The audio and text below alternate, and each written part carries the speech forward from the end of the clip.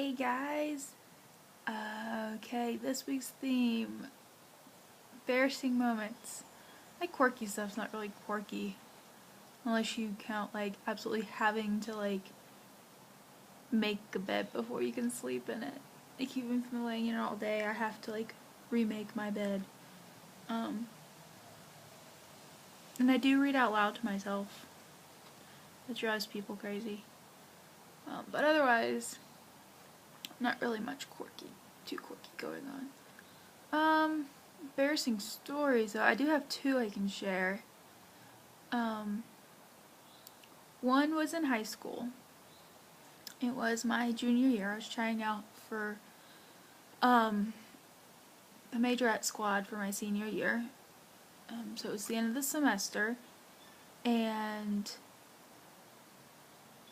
like this to kind of set the scene, there was like 40 people who tried out that year, which our school never had that many, and there's not many majorettes anyway now, especially in high schools, but our high school had them, and 40 people tried out that year, and so it was very stressful. Like, I had made it the year before, but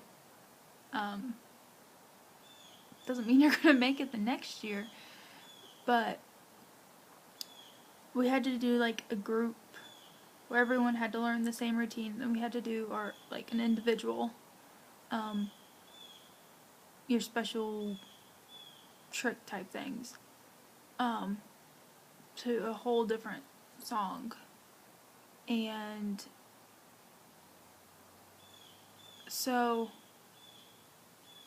when we did our group number, we were in groups of 5, and then you went into a different room. And so I go out to do this group number, and there was 10 judges. I don't know why we had 10 judges, but okay. And we're about halfway through the song, and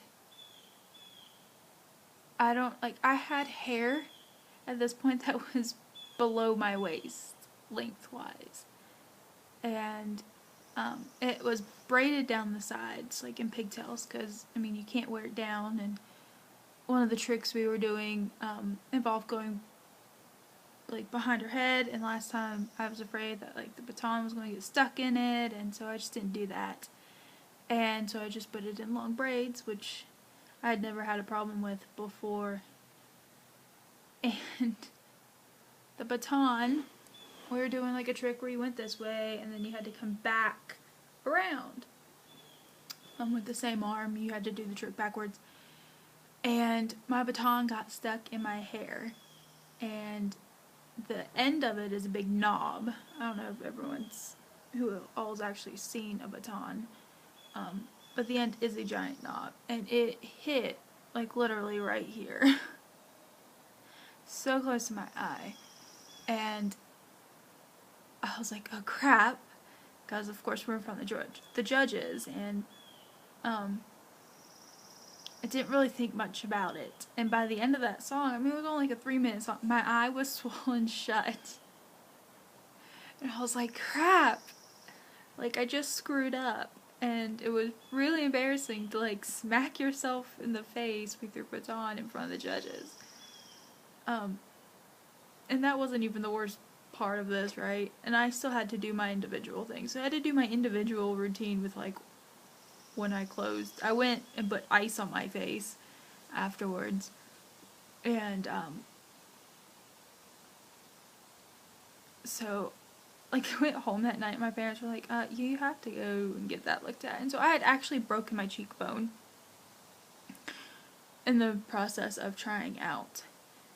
And I woke up the next day and my eye was still swollen, and like this whole side of my face was bruised and swollen, and I was like, oh crap. And so like I had to go to school like that Monday, 'cause trials ended on Friday, and I went to school that Monday and everything was still swollen and it was black and blue and it was just horrible.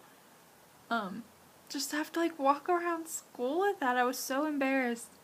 And then like people were like, well, what happened? And then everyone in school obviously found out what had happened. Um,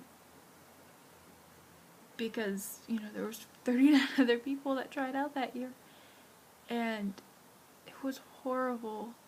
I was so embarrassed. I had to walk around the last 3 weeks of school with a bruised eye and face. Like, the face part healed better, but, like, all up in this area was still really bruised. So that's how everyone remembered me that year.